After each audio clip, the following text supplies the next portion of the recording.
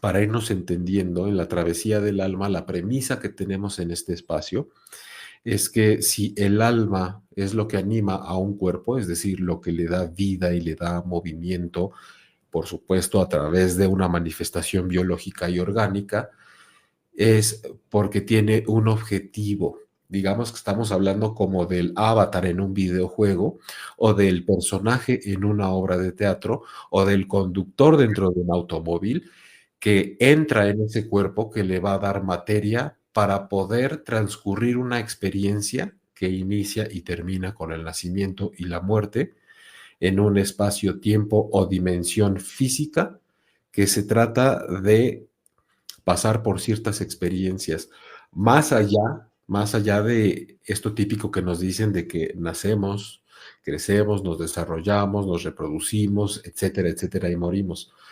Porque en realidad todo eso a veces es lo más fácil para mucha gente de poder hacer, para muchas otras no, pero el hecho de crecer, desarrollarnos, reproducirnos, ganar dinero, tener que trabajar y vivir la vida tratando de conseguir las cosas que nos dicen que tenemos que conseguir, es tan general que por eso tenemos que ver las particularidades que vive cada persona en su vida individual o en su vida familiar.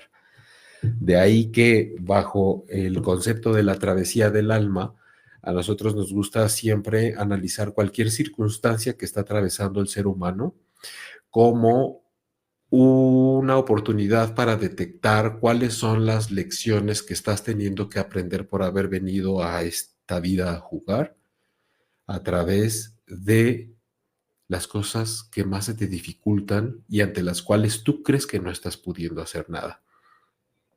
Y algo que me ha intrigado siempre, como decía hace unos momentos, es que la gente suele recurrir a estos temas más trascendentales o hablar del alma o de la espiritualidad justo como último recurso o como que si no es la ciencia es la espiritualidad, pero siempre con ese juego de que tiene que ser una cosa u otra, cuando en realidad tenemos que aprovechar la oportunidad de hacer una conjugación y no olvidarnos de que en esta vida, en todo lo que nos sucede, hay señales. Hablaba también de que siempre hay esta, diría yo, como prejuicio de que todo lo que tiene que ver con lo espiritual solo es meditación, cuencos, prender el incienso, ponernos a meditar, hacer yoga, aprender algunas cosas que pululan por ahí en redes sociales de metafísica, o una elevación o una excesiva iluminación de algo en donde podemos quedar muy presas de ese ego espiritual, ¿no? Esta gente que empieza a sentir que es más o es superior a otros porque está aprendiendo mucho de espiritualidad. Sin embargo, algo que es muy importante que sepamos es que en la espiritualidad más profunda, en la guía invisible que tenemos de la vida, una forma de llevarla a cabo a través de un entendimiento espiritual es a través de esos aterrizajes a nivel de tierra. Eso que en tu día a día te va sucediendo y que consideras que es superficial o que es excesivamente solo humano, ahí es para lo cual el alma está dispuesta dentro de un cuerpo para tomar los aprendizajes que vengan a su vida, a su existencia, a su travesía de esa alma ahora hecha persona. ¿Por qué lo digo? Porque lo veo en redes sociales y lo veo con personas con las que llego a trabajar y procesos que he estado acompañando, que dentro de una supuesta tendencia al gusto por lo espiritual. Gracias por aquí, dice Mari Arispuro, me encantan estos temas de espiritualidad. Pues fíjate lo que voy a decir, Mari, porque creo que te puede interesar. Precisamente el sentido de que algo invisible o de que un espíritu o un alma esté animando un cuerpo es para que juegue y aprenda de lo que aparentemente es súper cotidiano en esta vida.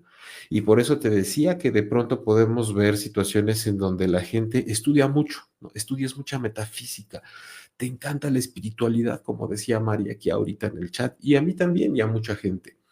Y nos encanta leer un montón de libros de los bestsellers que van saliendo de grandes autores, que van siendo grandes representantes de la espiritualidad, y conferencias, y pláticas, y cursos, y talleres, y despertares espirituales, y seguir a los gurús, etcétera, etcétera. Pero después te das la vuelta y un día, igual que muchos otros, revientas contra tu familia porque ahí es el punto de quiebre siempre de esa persona. Un día ese fan de la espiritualidad voltea y entonces lo primero que hace cuando está socialmente conviviendo es menospreciar y denostar la apariencia de una persona o hablar de que otro grupo de gente es más o menos según coincide o no con su forma de pensar. La lista es interminable. Por ejemplos no paramos porque tengo decenas y además me encanta darlos y porque los he visto. Hay gente que está buscando constantemente cómo puedo explorar, iluminar mi sombra y entrarle al lado trascendental de la vida, y el fin de semana anterior le hablaron al dealer para hacer un montón de cosas. Y ojo, es que aquí no estamos juzgando de que esté bien o mal, simplemente que después esas personas, como consecuencia de lo que ellos mismos deciden hacer, pasan por experiencias que no son precisamente gratas para ellos.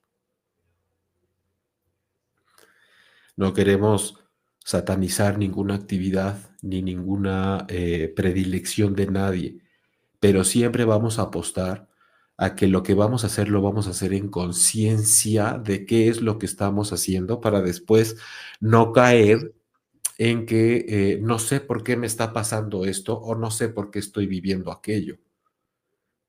O estas personas enamoradas en luna de miel con los temas de ir a los retiros y de conectar y de leer el aura y de conectar con la parte más espiritual, de pronto vuelven a su vida cotidiana, salen con su pareja y a la más mínima provocación viene un ataque de celos, viene un ataque pasional, viene esta víscera cuando se relacionan en pareja, o simple y sencillamente vuelven al nervio y a la angustia y a la tensión de competir en el trabajo, viendo cómo pueden pasar por encima de otras personas porque quieren ganar más dinero o porque buscan pertenecer a un círculo de élite que está basado principalmente en cuánto tienes, cuánto cuestas, cuánto vales. Isis Dorén por aquí en el chat. Hola, mágica noche, saludos. Estamos a la expectativa. Muchas gracias, bienvenida. También me siento bienvenido.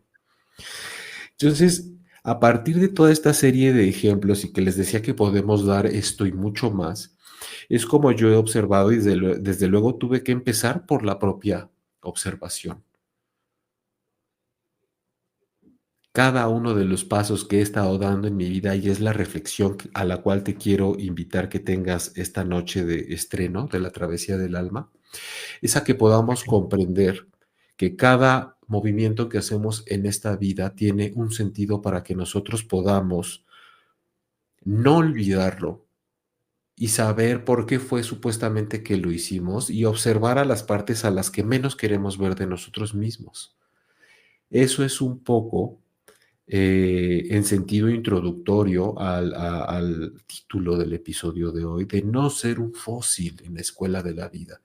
Porque lo que yo entiendo cuando hago esta analogía es que estamos aquí, queremos jugar de cierta manera, pero no queremos pasar por lo que nos puede traer enseñanzas más profundas y cuando menos nos damos cuenta se está pasando el tiempo y estamos cumpliendo con los requisitos mínimos de inscripción para seguir aquí, porque pues, seguimos aquí.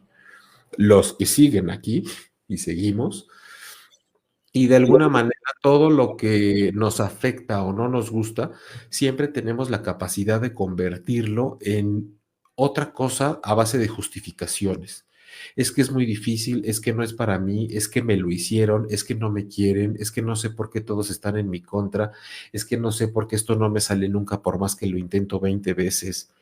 Hay una cantidad de gente impresionante que está frustrada profesional y académicamente porque trata de intentar por decimoquinta vez y llega hasta la 20 y a la 30 y llega a sentirse realmente una persona fracasada, cuando en el fondo platicamos con ella y realmente lo que está tratando de realizar no corresponde con su propósito de vida y lo sabe perfectamente bien, pero toma sus decisiones basadas en lo que se supone que puede convenir más para un sistema y te puede dar más dinero en su momento, traicionando su propia naturaleza y traicionando su verdadero propósito de vida por dar oídos a lo que dicen los demás. Hay gente que está también en estos temas de una manera muy gustosa con todo lo de la espiritualidad, pero igual después de que está en esas prácticas, si tiene una vida en familia o una vida en pareja, pues no es precisamente la fidelidad que espera su pareja que esta persona tenga. Entonces tampoco estamos hablando de si está bien o mal o de si esa persona es buena o mala, pero a veces vamos a dar una cara en las prácticas que tenemos y en las cosas que decimos que nos gusta aprender. Pero cuando nos damos la vuelta y vivimos nuestra vida, lo último que hacemos es poner en práctica esas lecciones de espiritual y de metafísica que se supone que tanto nos gustan. Entonces, mi pregunta es si no crees que ahí nos estamos convirtiendo en una especie de fósiles que estamos nada más por estar en vez de pasar por estos aprendizajes. Entonces, de esto va, me gustaría también que hicieran preguntas poco a poco. Vamos a estar hablando de diferentes cosas, porque si se ha entendido hasta ahora, con este propósito de la travesía del alma, da cabida precisamente para que podamos hablar prácticamente de cualquier cosa que sea una preocupación y un punto de quiebre en la vida del ser humano desde esta perspectiva. Últimamente la gente habla demasiado cuando tiene problemas de pareja o con relaciones afectivas acerca de que todos dicen que ahora todo mundo es narcisista, por ejemplo. Todo mundo es narcisista. Entonces se ponen a buscar en internet y resulta que cada vez que tienes un problema con alguien con quien entras en conflicto, es muy fácil decir que es una persona narcisista y que tú eres su víctima. Entonces, cada vez que surge un término que se va poniendo de moda, nos volvemos diagnosticadores oficiales y curiosamente siempre esa conveniencia nuestra. Siempre es una versión en la cual nosotros quedamos libres de pecado, libres de toda culpa y la única responsabilidad que a veces solemos aceptar que tuvimos es la de no habernos dado cuenta que esa persona era muy conflictiva. Yo me pregunto si tú que estás viendo esto en vivo o si es que te estás aventando la grabación o nuestro productor, el mismo productor Johnny o gente que anda aquí en el chat, hagan memoria y recuerden cuántas veces nos hemos considerado personas que buscamos el bien, que queremos hacer el bien, que buscamos estar en paz, que consideramos que vibramos bonito, que no nos gusta el conflicto y a la menor provocación de alguien reventamos y cuando nos damos cuenta ya estamos en el ring de lucha libre volviéndonos en lo mismo que el oponente, argumentando que esa persona nos ofendió y nos atacó. Y es que la única forma que encontramos de defendernos muchas veces es la de convertirnos en lo mismo que la otra persona que estamos juzgando. Hay gente que usa esa palabra de narcisista para todo, reina del Mictlán. Espero que estés muy bien. Sí la usan para todo. Ya si de pronto alguien no está de acuerdo contigo y quiere argumentar su punto de vista para decir que es el bueno o que tiene la razón, evidentemente decimos, es que ha de ser un narcisista. Es que yo sí tenía a alguien así, dice Mari. Esto va de lo siguiente. Con todo esto que estamos hablando, siempre conocemos a alguien o hemos sido así con alguien. Es importante en serio hacer un ejercicio bien profundo de autoobservación, porque como decía, siempre tratamos de encontrar versiones que nos favorezcan. Y lo más fácil para empezar con un poquito de este tipo de lecciones es que, hablando del ego, hablando del ego, por ejemplo, que tenemos ese aparato ya una vez que somos personas, al que le llamamos ego, que pueden encontrar diferentes definiciones desde la psicología, desde la psiquiatría, desde lo espiritual, em, que se entiende como lo que cada quien entiende que es uno mismo, el ego. Por eso vale la pena desmitificarlo un poco, porque todavía hay mucha gente que piensa cuando estamos hablando del ego que es algo malo, o que el ego solamente corresponde a lo que vemos cuando una persona se siente superior y decimos que tiene mucho ego. Eh, uno, que está mal. Dos, que solo corresponde a una persona que se siente superior. Tres, que además para estar bien lo que tendríamos que hacer es desintegrar el ego o superarlo o eliminarlo o aniquilarlo o no tenerlo. Entonces, si seguimos en el entendimiento de que el ego es lo que cada quien mentalmente asume que es, yo soy esto, lo hago bien, me ha ido mal en aquello, me he construido como este tipo de persona, soy bueno para esto, malo para esto, siempre soy la víctima, siempre soy el ganador, a mí todo me sale bien, a mí siempre que me pasa esto me va mal. Todo eso que entendemos como un sinfín de renglones, si los estuviéramos escribiendo, que nos definen a nosotros, es parte de nuestro ego, es lo que yo entiendo que soy de alguna manera, porque para el ego podríamos hacer un episodio completo hablando de eso. Pero entonces en la travesía del alma lo que queremos es también tener una perspectiva que nos ayude a comprender que independientemente de lo que nosotros como personas, como seres humanos somos a través de nuestro ego, tenemos que estar siempre en la búsqueda constante para sostener lo que es nuestra esencia. Porque el ego, al ser lo que yo comprendo que soy, quiere decir que está formado por mi historia desde que tengo uso de memoria y nací. Y si yo tuve una vida y una crianza de la patada, entonces de ahí voy a agarrar mis experiencias con las cuales me voy a autodefinir. Y yo no puedo haber nacido inseguro. Si soy excesivamente inseguro, eso viene de que algo sucedió en mi vida que me empezó a convertir en una persona así, de entrar en un convencimiento de que ciertas situaciones me generan una sensación o una idea de que yo no puedo con ellas, simple y sencillamente porque se trata de mí. Una persona no nace violenta generalmente, aunque hay ciertos casos para la ciencia que tienen unas configuraciones ahí fisiológicas en el cerebro, pero en lo general una persona se va criando y se va llenando de aprendizajes porque la escuela es una vida. Y lo más triste es ver que de pronto tenemos 20, 30, 40, 50, 60 años y decimos es que yo soy así, porque estamos casados con la versión del ego que nos dice lo que somos. Y entonces se nos olvida que si lo que somos nos trae problemas, al estar en la escuela de la vida, lo que venimos es a analizarnos para ver diferentes maneras de no dejarnos engañar por esa identidad que hemos creado por la crianza o las diferentes experiencias que hemos tenido.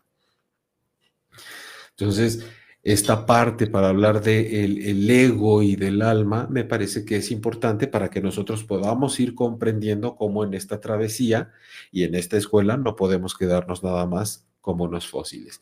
Todos somos egocéntricos y no es tan malo, depende, dice Reina del Mictlán, la finalidad que uno mismo le dé debido a las experiencias vividas.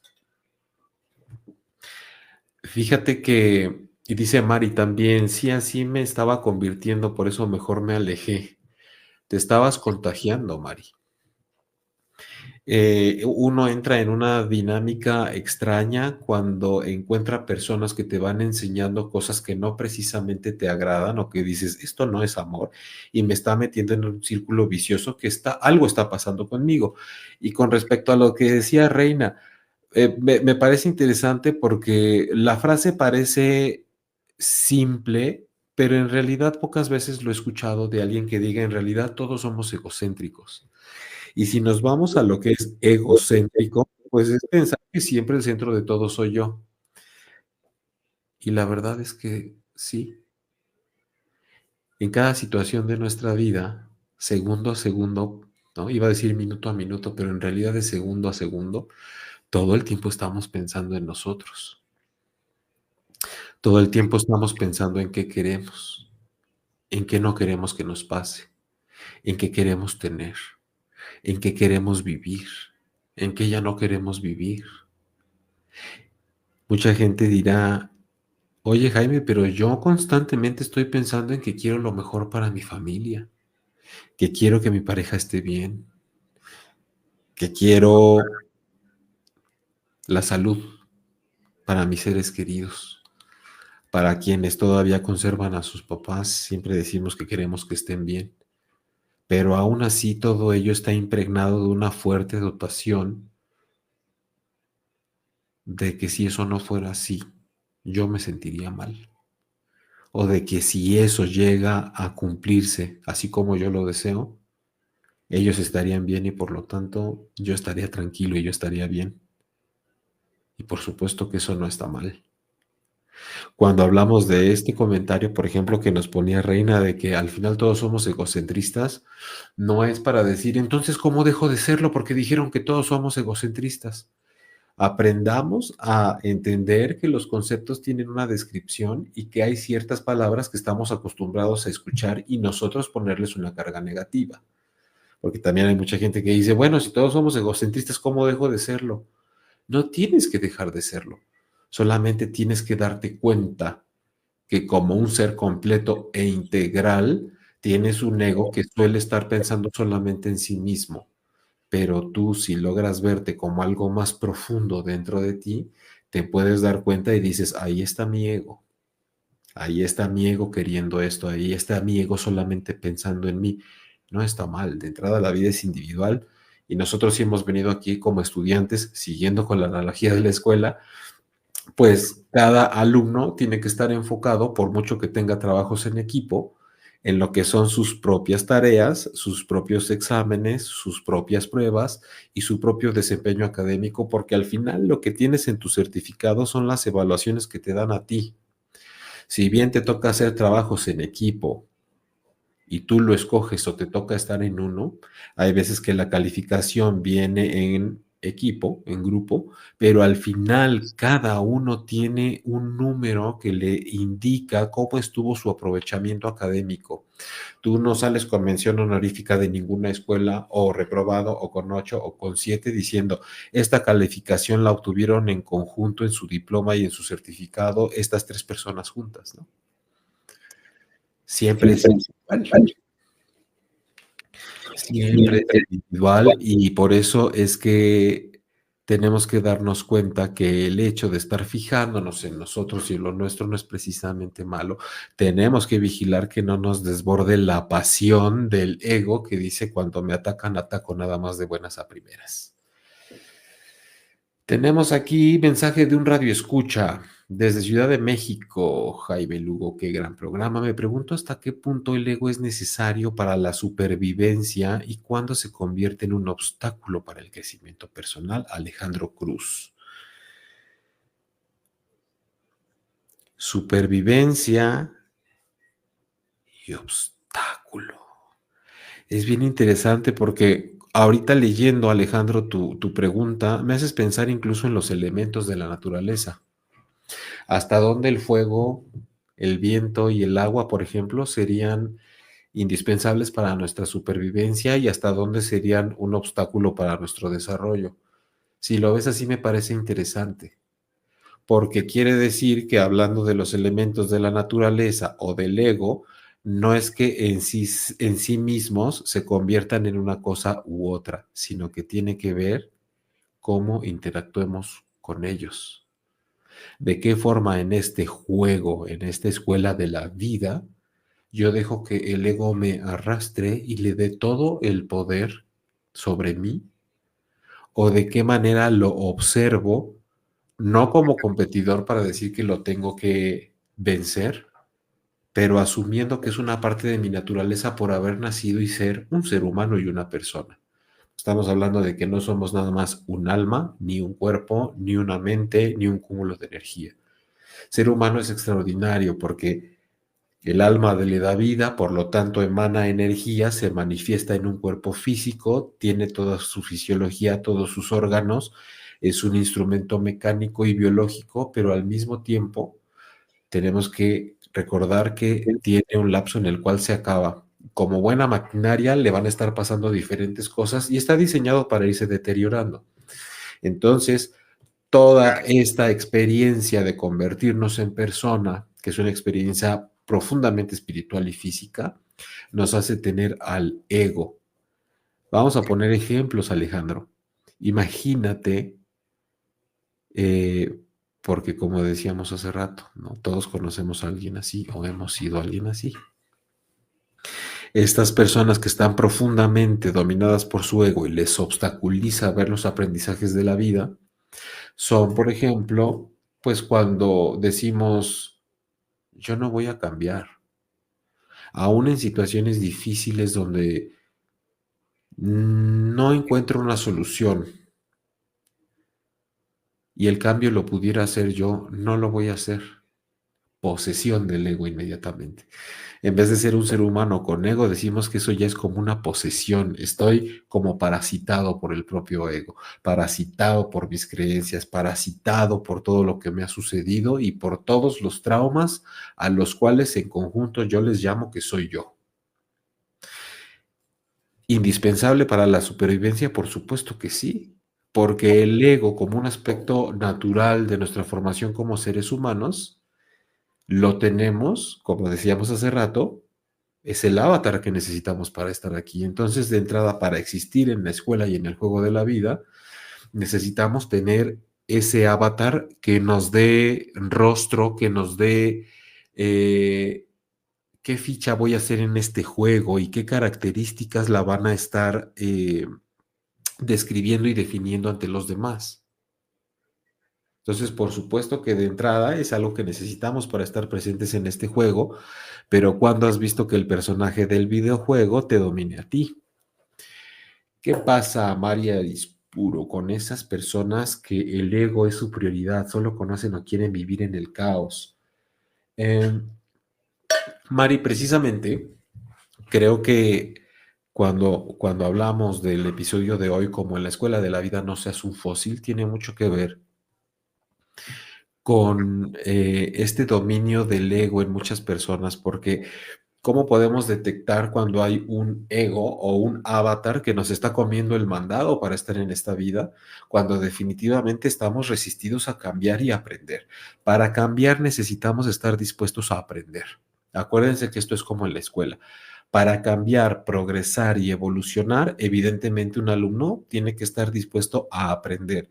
Y nosotros damos por hecho que el estar inscrito en la escuela quiere decir que toda la gente está dispuesta a aprender y cuando revisas todas las escuelas resulta que no precisamente eso es cierto, que hay mucha gente que está inscrita por estar inscrita nada más o que se resigna a no poder evolucionar porque la experiencia es muy, muy difícil y muy pesada.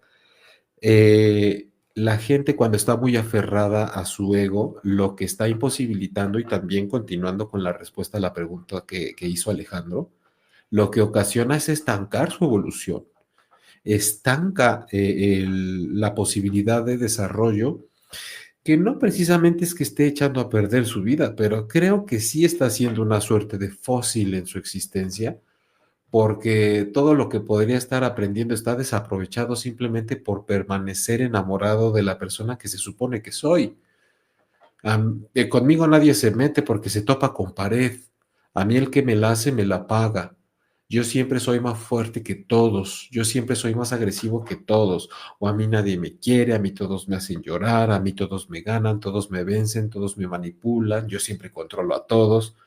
Tenemos que estar conscientes de que siempre jugar el mismo papel en la vida tiene que ver con cosas que tarde o temprano, como decía al principio del programa, tarde o temprano cosas que nos van a tronar y que nos van a hacer a través de la ruptura de nuestra propia persona, que nos demos cuenta de que definitivamente la última opción que tenemos es la de cambiar y evolucionar. A mí me resulta muy curioso porque en casos que he trabajado a lo largo de los años, donde ustedes podrán imaginarse como terapeuta que trabaja con emociones, que mucho de lo que más recurren a trabajar son los problemas que tienen con sus parejas. Problemas para no poder dejar a la persona que les maltrata, para decir no sé por qué, pero siento que si dejo a tal persona que me trata mal, la mala voy a ser yo. El típico pégame pero no me dejes, hazme gaslighting pero no me dejes. Y curiosamente en esos casos lo que más nos cuesta trabajo es decir cómo doy el siguiente paso a la siguiente versión de mí. ¿Cómo es que voy a salir adelante si estoy casado con el tipo de personalidad que tengo que me dice desde hace muchos años que yo con estas cosas no puedo porque soy menos? A eso es a lo que le llamamos estar muy aferrados a un ego y su historia traumática, que en esos casos lo que hace es obstaculizar su desarrollo y su evolución. Tenemos otro mensaje por aquí de Juan Restrepo que dice, desde Medellín, Colombia, saludos. Felicitaciones por este espacio tan enriquecedor. A veces me pregunto si el ego realmente nos protege o si solo nos aleja de nuestra esencia verdadera. ¿Qué opinas? Em, Como comentaba hace rato, querido amigo de Colombia, todo depende cómo lo juegues, porque el ego puede hacer precisamente la función de alejarte de tu verdadera esencia o todo lo contrario. Creo que aquí a veces surgen muchas dudas porque cuando hablo de esto del ego, mucha gente dice, oye, pero si entonces ese ego es una formación con la cual yo me identifico, que viene de mi historia personal, entonces, ¿quién soy yo? Entonces, cuando pienso en mí, si estoy siendo egocentrista, entonces, ¿quién demonios soy yo?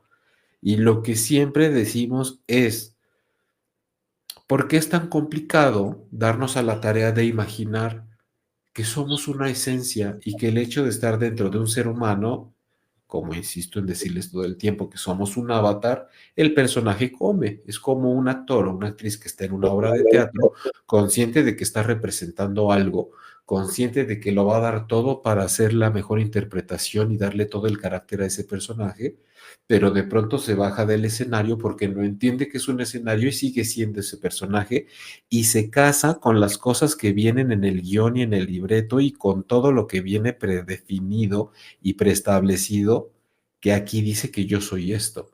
Y además mi interacción con los otros personajes de este gran teatro me lo confirman, porque me tratan de la misma manera o porque siempre me pasa lo mismo. Todo, pero menos se nos ocurre observar que lo que me está sucediendo, en vez de reafirmarme que yo soy una cosa, lo que me está diciendo es que a base de la repetición quiero que te des cuenta que es algo que te dice que tú puedes ser diferente si no quieres que esto te siga pasando. Por lo tanto, el ego a través de las experiencias que nos da, también nos da la oportunidad de comprender que yo soy una esencia y que si me alejo de ello, entonces voy a caer en esa trampa que es de yo soy ese personaje y nadie más. Lo que noto también es que surgen varias dudas y comentarios con respecto a que si el ego al final resulta algo benéfico para mí o realmente me estorba en la vida. Por eso es importante que estemos reafirmando a cada momento durante estos episodios que el ego simplemente va a ser como una máscara que evidentemente necesito para que la gente me identifique, pero no es una máscara rígida, no es una máscara que traiga encarnada y que no pueda cambiar. Sin identidad propia, dice Beisa. Sin identidad propia, ¿qué? Si muchos se estancan en lo que emprenden y después le echan la culpa a otros, Marcelinos. Sí. Miren, aquí pasan muchas cosas, por eso es interesante cuando tratamos esos temas y más interesante aún cuando el trabajo es personal e individual, porque ahí es en donde tenemos el chance de conocer la historia particular de esta persona que está acudiendo a una consulta o que quiere compartir su caso, porque cada vida es diferente y única. Entonces, vamos deshilachando y vamos desglosando cada una de las cosas que han pasado en su vida sin quedarnos en que sea un análisis eterno del pasado, porque de una persona podemos conocer mucho de su pasado según los problemas por los que está pasando en este momento y cómo vemos que está intentando solucionarlos. Ahí se descubren patrones, repeticiones, resistencias y un montón de cosas. Cosas que se pueden ver a veces dentro de una sola sesión.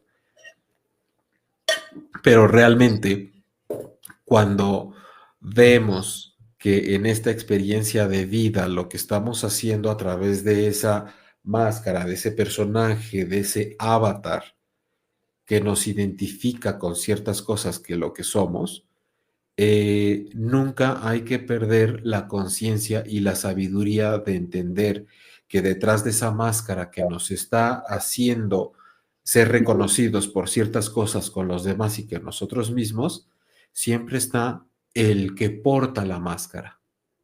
Esa es la respuesta que yo daría cuando nos hacemos estas preguntas de que entonces, ¿quién soy yo? Si no soy mi ego, si el ego es una cosa que sale como producto de mis experiencias. Pensémoslo así. Si la persona que somos en esta vida es el auto, ¿quién lo conduce? ¿Qué alma lo conduce? Entonces, quien va dentro de su auto no dice que es de color rojo. Yo voy en un vehículo que es de color rojo. Yo voy en un vehículo que es deportivo, que está más carcachón, o que está más o menos seminuevo, o que está nuevo, que es más o menos potente. Esa es la manera en la que nosotros podemos hablar de nosotros mismos. Yo soy una persona que ha pasado por ciertas experiencias que le han hecho caer en este tipo de conductas y creencias de lo que es. Pero yo soy el operador del vehículo, yo soy quien trae puesta la máscara, yo soy el que trae el control del avatar que está en este juego.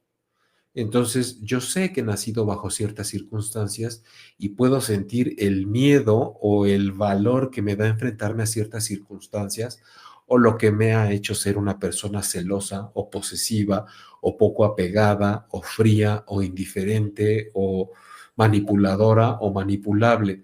Pero tengo que entender cada vez que hablo así de mí o hablo así de alguien que detrás y dentro de esa máscara, de ese vehículo, de ese personaje del teatro o de ese avatar de videojuego, siempre hay alguien sin el cual eso no sería posible y que tiene mucho, mucho, mucho más allá que ver con el ego o con la identidad.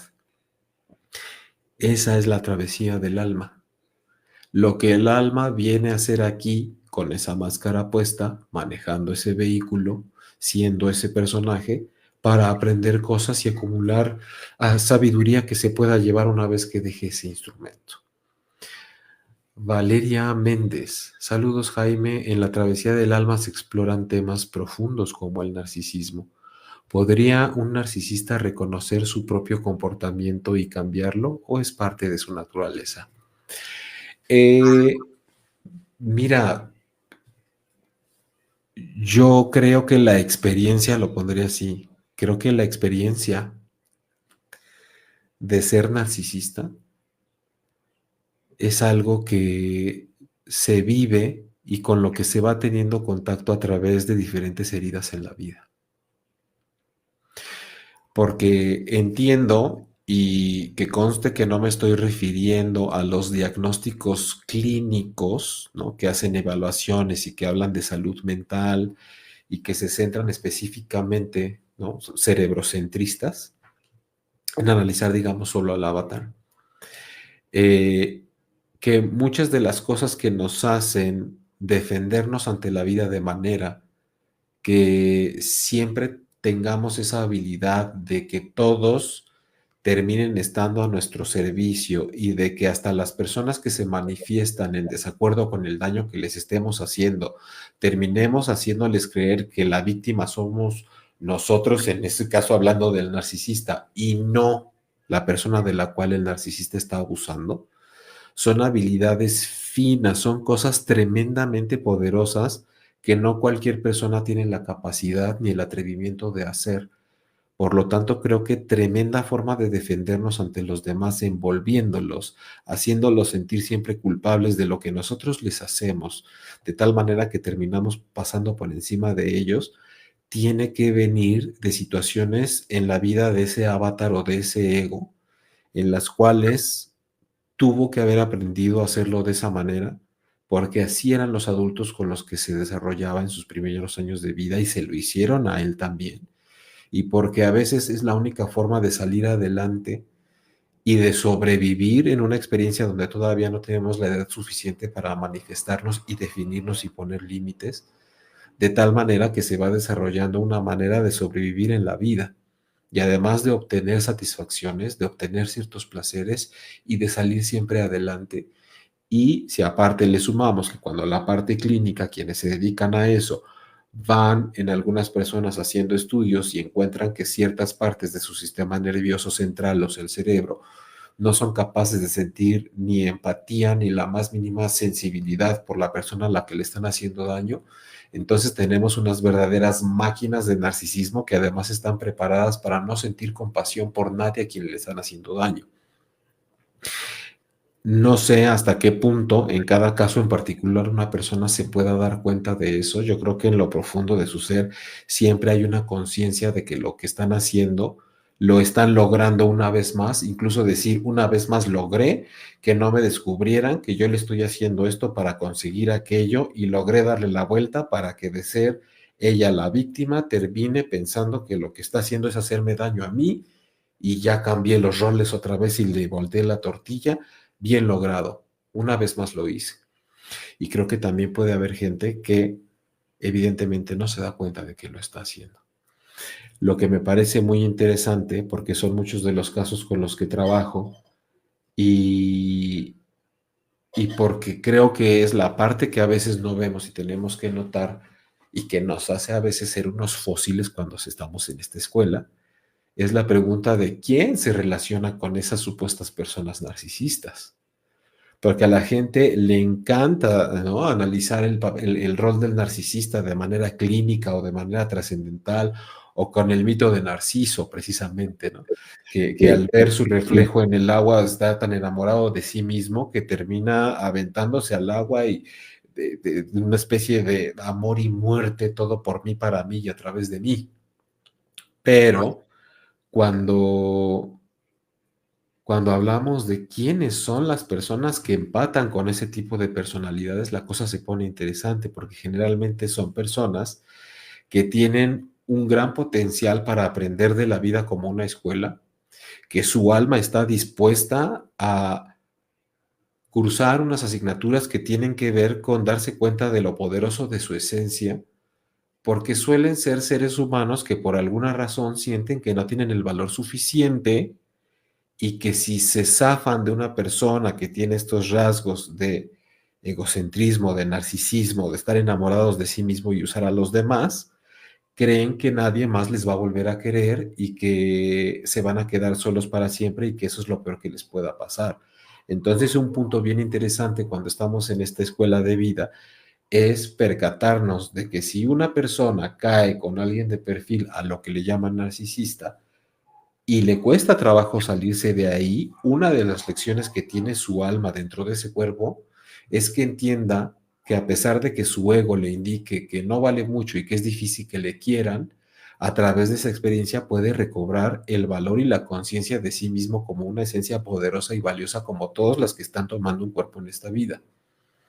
Eso es lo que me parece realmente muy interesante, porque hay mucha gente que tiene la oportunidad de, no diría yo tanto de crecer a veces, sino de darse cuenta de lo grandes que ya son y de pasar por las materias más difíciles de la escuela, esas que sudas y que te duelen y que te hacen concentrarte y que te cuestan mucho trabajo, que son el equivalente a las relaciones afectivas en la vida, con las que sientes que no puedes y te lastiman mucho, porque hay un potencial bien grande en todas esas personas de comprender y recordar quiénes son en esencia.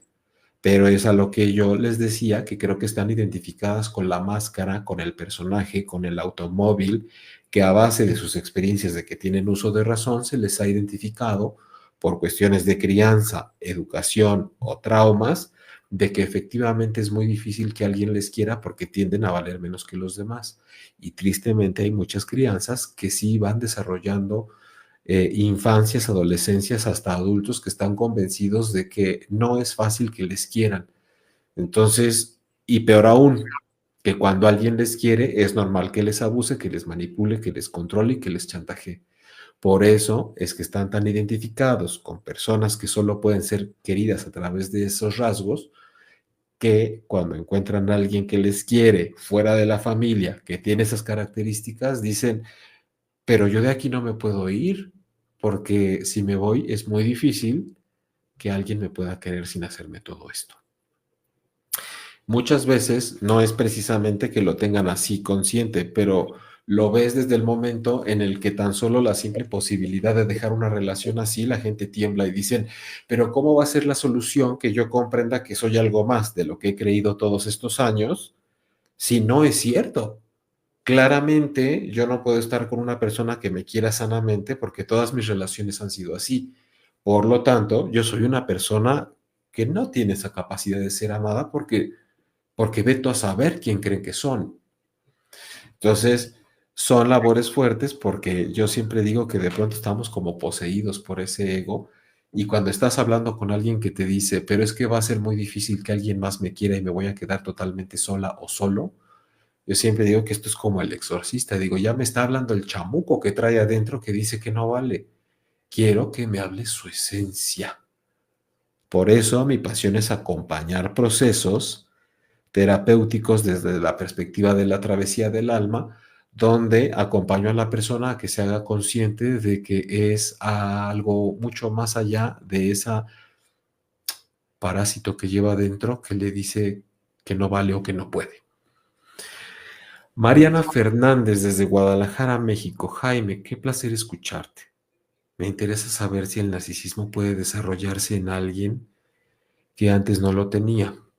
¿Es algo aprendido o innato? Mariana, muchas gracias por tu mensaje.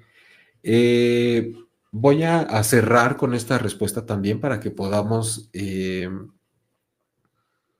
voy a proponer una cosa, porque evidentemente y bien como yo les había dicho, una vez que se toca esos temas de moda como el narcisismo, nos damos cuenta que efectivamente necesitamos hacer un programa que esté especializado en eso.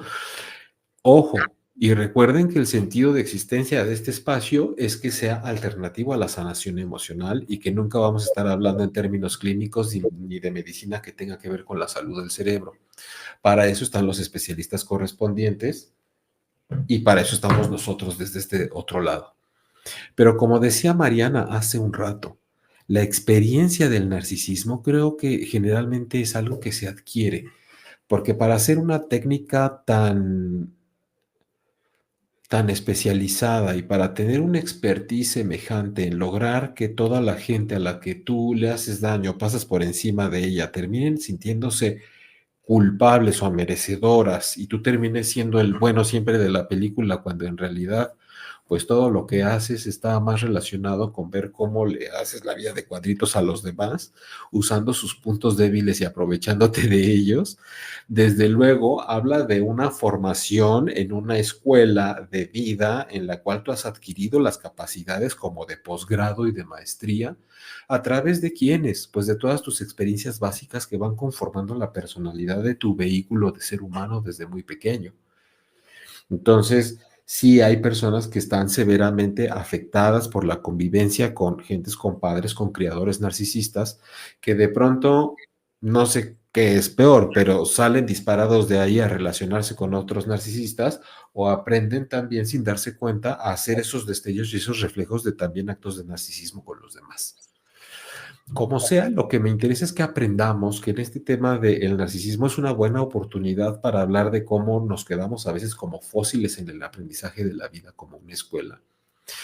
Porque es un tema tan importante que nos da toda la oportunidad de notar que es una prueba muy fuerte para pasar a otra cosa y a otro nivel de autoconocimiento, a otro nivel de profundización de nuestra propia esencia.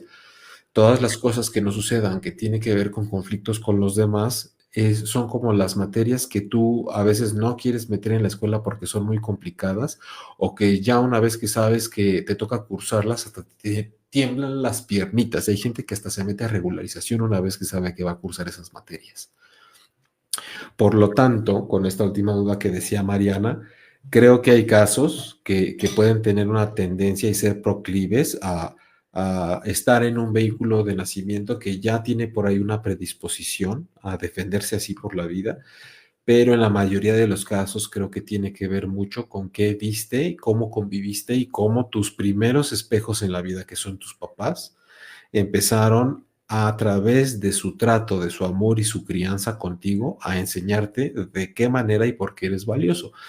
Por ahí recuerdo muchos casos en donde la crianza de alguna persona y la convivencia con su mamá desde pequeña, eh, y son relatos de muchas personas, tener recuerdos desde sus 4 o 5 años donde la mamá o el papá, cada vez que algo salía mal, lo primero que volteaban era decir, eso fue tu culpa, o mira lo que me estás haciendo, o hay un problema y golpearse en la cabeza, desesperarse y voltear a ver a la criatura y decir, mira todo lo que está pasando por tu culpa. Y después soltar todo el peso de la responsabilidad de que ese adulto esté mejor emocionalmente en una criaturita que lo único que está haciendo es voltear a ver a su mamá o a su papá y empezar a formar una certeza dentro de sí que tiene que ver con todo lo bueno que le pasa a esta persona que me cría y que es la que yo más amo en este momento, tiene que ver conmigo y las cosas si yo las hago bien o las hago mal. Y empieza a entender que las cosas que hace bien son las que satisfacen a la mamá y que las cosas que hace mal son su culpa porque de ahí depende qué botón apriete para que su entorno con sus adultos se vuelva un infierno. Entonces imagínense si eso se va aprendiendo desde una edad bien temprana, después de quién se van a enamorar esas personas. Mari, pero es parte de la vida y aprendizaje evolucionar por cosas fuertes y caóticas. Por supuesto que sí, Mari. Voy a cerrar el episodio de hoy con ese episodio de Mari porque es muy importante decirlo. A pesar de que consideramos que los problemas y las cosas caóticas de la vida, quisiéramos todos estar libres de ellas y no tener problemas y vivir en paz, la verdad es que, como toda escuela, la vida viene a presentarnos desafíos. Como todo videojuego, el avatar tiene que pasar por diferentes obstáculos que tiene que vencer a través de ganar más fuerza y más poder. Como todo vehículo se pone a prueba en todo terreno, en el tráfico o en diferentes circunstancias. Y como todo buen actor que representa un personaje, eso se demuestra en el escenario dependiendo de qué tan a veces lleno de puntos climáticos tenga el libreto y la historia dentro de la cual está participando. Entonces, todas estas cosas que vivimos siempre nos dan una gran cantidad de lecciones a partir de cuán grande sea el nivel de dificultad. Por eso la invitación también es a saber que antes que nada lo que tenemos que hacer es aprender y si es un acompañamiento cuando estamos confundidos, mejor. Beisa, qué fuerte, pero es real. Yo me sentía culpable desde chica por lo que mi familia pasaba y por eso me hice muy sensible. Beisa, ser sensible no está mal. Nada más hay que saber cuando un ente sensible va teniendo la conciencia, el poder y la capacidad de desensibilizarse y ser un poco más fuerte cuando es necesario. Efectivamente hay cosas que nos sensibilizan mucho en la crianza, pero lo que yo te diría que en este caso es la lección que tú estás en disposición de aprender es a no quedarte con la idea de que tú eres una persona sensible y todo le afecta y por eso no sabe cómo actuar en todas circunstancias y es como súper vulnerable siempre, porque todo eso no está mal, ni ser sensible ni ser vulnerable. Y muchas gracias por tu comentario, porque esto me sirve para dar un gran mensaje. Ser sensible está perfecto, pero hay que aprender cuándo ponerme fuerte porque es necesario.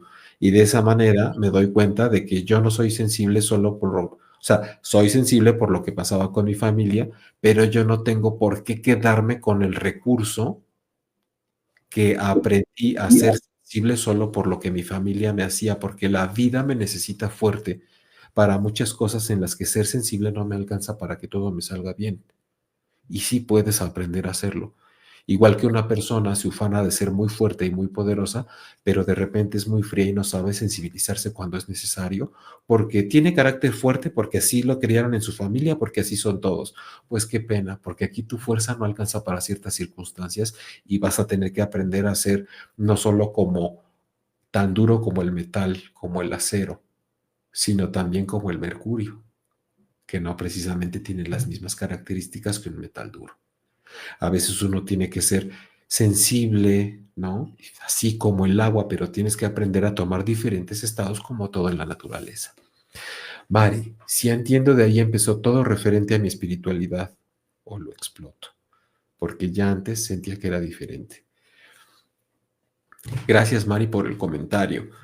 Hoy se nos ha pasado la hora como agua. La verdad es que yo tenía varios años que no me conectaba para hacer un podcast o un episodio en vivo, pero la verdad es que ha sido muy rápido. ¿Cómo ves, Johnny? ¿Estás por ahí, productor? Aquí estamos, amigo. Pues ya llegamos al final, y Johnny, por hoy. Un gran programa, muchas felicidades y por supuesto también a toda la gente que estuvo participando, muchísimas gracias por compartir con mi querido Jaime, que va a estar aquí todos. Bueno, de inicio, martes, ¿no, amigo? De inicio martes, la verdad es que como todo avatar de videojuego y vehículo en la carretera, de repente tenemos que andárnosla jugando como nos la arreglemos y a mí la producción me dio permiso unas semanas de decir de repente no se puede martes, va a tener que ser jueves, pero de entrada la siguiente semana sí nos volvemos a ver en martes y yo creo que esto de el tema que gira en torno al narcisismo se antoja un tema obligado, ¿no, Johnny? Es un tema muy interesante. De hecho, ya en alguna ocasión habíamos dicho que podíamos hacer un programa especial de todo esto. Y yo creo que es un obligado, mi querido Jaime, el tema del narcisismo, para aclarar ciertas situaciones y ciertos mitos también y cosas que, bueno, hoy con las redes sociales se ocupan muy a la ligera, ¿no? Totalmente. Además, me encanta la idea de poder dar una perspectiva desde la parte espiritual y la parte de sanación y la parte profunda, porque cuando salimos del tema nada más como si fuera un trastorno, que para eso quien tendría que hablar es un médico o alguien más clínico, que insisto, esa parte ya está, pero creo que nos falta la perspectiva de comprender desde la herida profunda qué es lo que puede pasar en la vida de un narcisista y qué es lo que puede pasar en la vida de alguien que convive con uno, porque como decíamos en el capítulo de hoy, todo tiene que servir para que aprendamos y eso a lo que la gente le llama cambiar, que lo ven como muy difícil, realmente es evolucionar, ¿no? La oruga no se queda en el capullo con miedo a ser mariposa porque no, por no saber qué va a hacer de ella. Termina el proceso y deja el paquetito dentro del que estaba y continúa. Correcto. Precisamente por eso yo creo que es interesante e importante, bueno, conocer todos estos temas desde una raíz, digámoslo, ¿no? Y saber darle precisamente el significado a cada situación. Y también, bueno, pues se quedan preguntas por acá que tienen que ver con el narcisismo. Yo creo que te las voy a enviar porque van aunado a esto, ¿no? Como las que te hicieron por ahí desde Argentina y todo esto. Bueno, preguntan si es de nacimiento, cómo se genera, cosas muy interesantes que la gente tiene como dudas y que yo creo que estaría o tendría mucha importancia poder comentarlo en un programa completo. Aparte de que, pues obviamente yo estoy seguro que muchas de las personas que están aquí, que tienen redes sociales y que manejan algunas páginas, pues bueno, saben o tienen muchas ganas de, de conocer de ese tema. Claro que sí, la invitación que les hago es que pongamos el foco a comentar situaciones y preguntas que nos hagan saber de qué manera podemos aprovechar esto para darle sentido evolutivo a nuestra vida. Porque de pronto entiendo la curiosidad de, oye, pero ¿cómo se forma? ¿Se nace o se hace? El ser humano tiende a hacer mucho este tipo de preguntas para saber si fue primero el huevo o la gallina, o cuál es la medicina que se toma para que algo se le quite. Y de alguna manera como que siempre le sacamos a decir, a ver, pero ¿cómo es? ¿Cómo he sido yo de repente medio narcisista en mi vida, tomando en cuenta que no lo estamos viendo como una enfermedad, sino que de entrada, pues, ¿quién no ha caído en estar enamorado de sí mismo y decirle al otro, tú no importas, tú tienes la culpa de todo lo que te pase, aunque yo te lo haya hecho? Que esa es una buena frase de un narcisista. Tú tienes la culpa de todo lo que sientas que yo te hice. Muy interesante eso. Yo, bueno, bien lo comentaste y por ahí también lo decía en un comentario Reinita. Creo que todos tenemos esa parte tanto de egocentristas como de narcisistas y es una línea muy delgada en la que nos separa de serlo a no serlo, ¿no? Así es. Y no hay que tenerle miedo a las palabras. La herida narcisista, si lo ponemos así, como herida narcisista, pues nos toca a todos, porque de alguna manera todos hemos sido heridos en ese amor que tenemos hacia nosotros mismos y cómo eh, repercute en la manera de que todo se trate de mí siempre. Entonces, pues ya tenemos bastante tráiler para el siguiente episodio, mi querido Johnny, que tendrá que ser, nada más veremos el título, pero vamos a regocijarnos hablando de eso con la finalidad de que aprendamos desde esta perspectiva de la travesía del alma y este espacio alternativo de sanación emocional.